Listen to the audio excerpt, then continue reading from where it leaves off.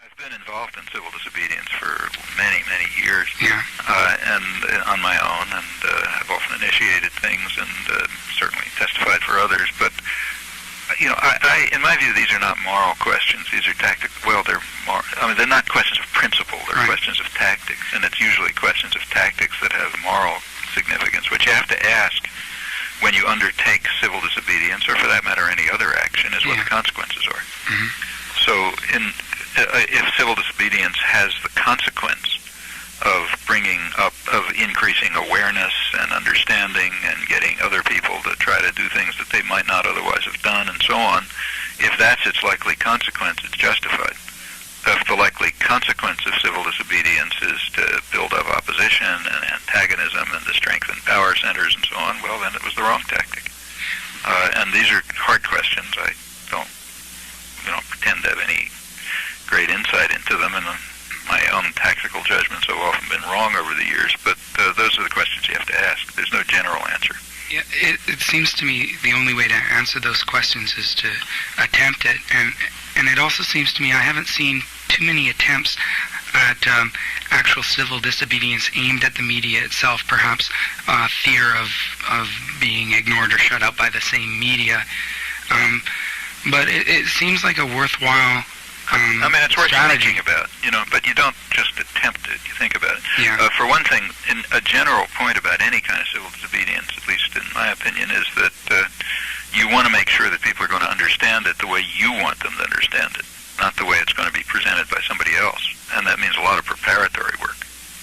Open microphones at demonstrations and rallies where participants and even opponents can address the group. Does it add to the democratic nature of the structure? Does it interfere with the efficiency, as some, I guess, communists would like to argue? What's your perspective on open microphones? Well, in general, I'm in favor of it, but that's a general principle, and you really have to judge the cases. I mean, if having open microphones if the circumstances are such that open microphones do nothing but cause everything to collapse so that people cannot do what they want, which, remember, there's conflicting commitments. On the one hand, there's a common effort to act with solidarity and mutual support and so on to achieve some result. On the other hand, there's an interest in the value of allowing the freest individual expression, and those are not always consistent with one another. Human life is a complicated affair. We can hold various values, and they're not always consistent, and we have to make choices between them. And it's kind of like the question of civil disobedience. I don't think you can give a general answer.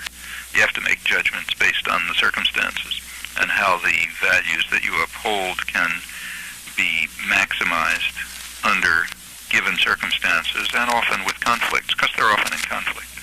Okay, well, let's say there's a general attitude within the participants itself, and there's been discussion that says at a particular moment an open mic would not be a good thing. Are there any other curbs on power that could maintain the democratic nature of the demonstration, rally, or community, while at the same time, not having an open microphone? Are there any other curbs on power? Do you know what I'm trying to ask? Yeah, I mean, for example, if suppose there's a demonstration, and suppose some group is trying to disrupt it by violence, right, and suppose you stop them, well, that's the use of power. I'm more concerned with a curb on power on perhaps the steering committees that seem to evolve and make decisions in their own interest rather than in the interest of their constituents. It often can be. On the other hand, sometimes power is democratically delegated on the condition of recall. Yeah. And almost instant recall. I don't think that there can be a general answer to this. No. You're quite right in pointing to the fact that steering committees and coordinators have a kind of an institutional drive to amass more power to themselves, and that you've got to watch out for. Yeah. On the other hand, that's not to say you should never delegate authority to do anything. No. If we did that, we'd be, just totally incapable of acting at all. Right. So you make choices and decisions. Right.